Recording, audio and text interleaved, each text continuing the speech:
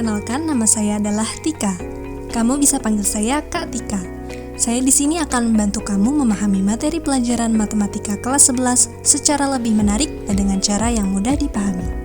Pada video ini, kita akan mempelajari tentang materi komposisi fungsi dan fungsi inverse. Adapun tujuan pembelajaran dari pembahasan materi komposisi fungsi dan fungsi inverse adalah 1. Menjelaskan pengertian fungsi dan menentukan domain, kodomain, dan range dari fungsi. 2. Membuat komposisi fungsi yang terdiri atas 2 atau lebih fungsi dan menyelidiki sifat-sifat pada komposisi fungsi. 3. Menjelaskan syarat dan aturan pembuatan fungsi inverse dan menunjukkan inverse dari fungsi komposisi. Pertama-tama, kita akan memulai pembahasan tentang fungsi.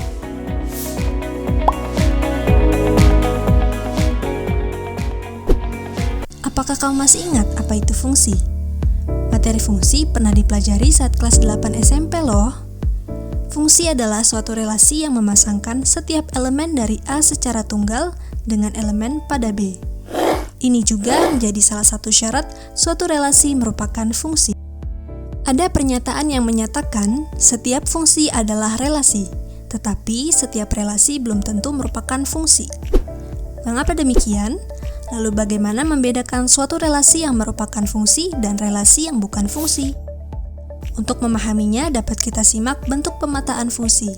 Di antaranya one-to-one, one-to-many, many-to-one, dan many-to-many. Pertama, yakni bentuk pemetaan relasi one-to-one. Perhatikan gambar berikut. Apakah menurutmu bentuk relasi ini merupakan fungsi atau bukan? Jawabannya adalah termasuk fungsi. Hal ini karena elemen A memiliki masing-masing satu pasangan pada elemen B. Kedua, yakni bentuk pemetaan relasi one-to-many. Apakah menurutmu bentuk relasi ini merupakan fungsi atau bukan? Jawabannya adalah bukan termasuk fungsi. Hal ini karena elemen pada anggota himpunan A memiliki lebih dari satu pasangan di elemen anggota himpunan B. Ketiga, bentuk pemetaan relasi many-to-one. Apakah menurutmu bentuk relasi ini merupakan fungsi atau bukan?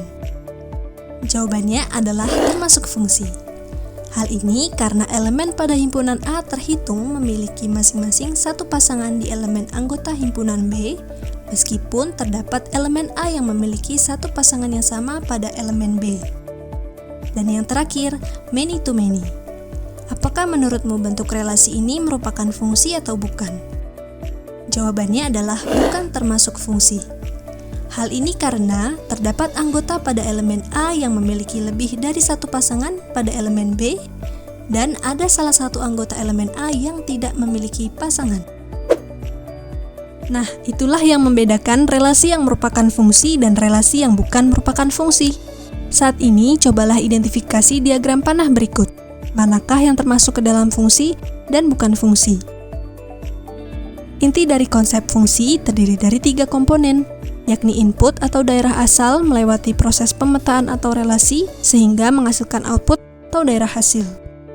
Pernahkah kamu berkunjung ke supermarket? Ketika kamu membeli suatu barang atau makanan di supermarket, petugas kasir akan memindai barcode yang ada pada barang atau makanan tersebut. Lalu akan muncul harga yang perlu dibayarkan pada monitor. Ternyata kegiatan tersebut menerapkan konsep fungsi dalam kehidupan sehari-hari loh. Perhatikan diagram panah di samping. Barcode yang ada pada bahan makanan di elemen A ketika di-scan pada mesin kasir akan memunculkan harga bahan makanan tersebut seperti yang tertera pada elemen B.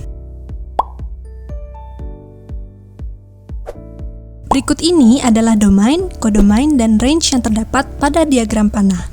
Sekarang coba kamu perhatikan kedua diagram panah berikut. Setelah itu kamu cocokkan manakah yang termasuk domain, kodomain, dan range. Terdapat beberapa ragam bentuk penyajian fungsi. Di antaranya diagram panah, himpunan pasangan berurutan, tabel, dan koordinat kartesius. Itulah pembahasan topik terkait fungsi untuk mengingat kembali apa saja yang sudah kamu pelajari saat di kelas 8 SMP. Di video selanjutnya, kita akan membahas topik komposisi fungsi.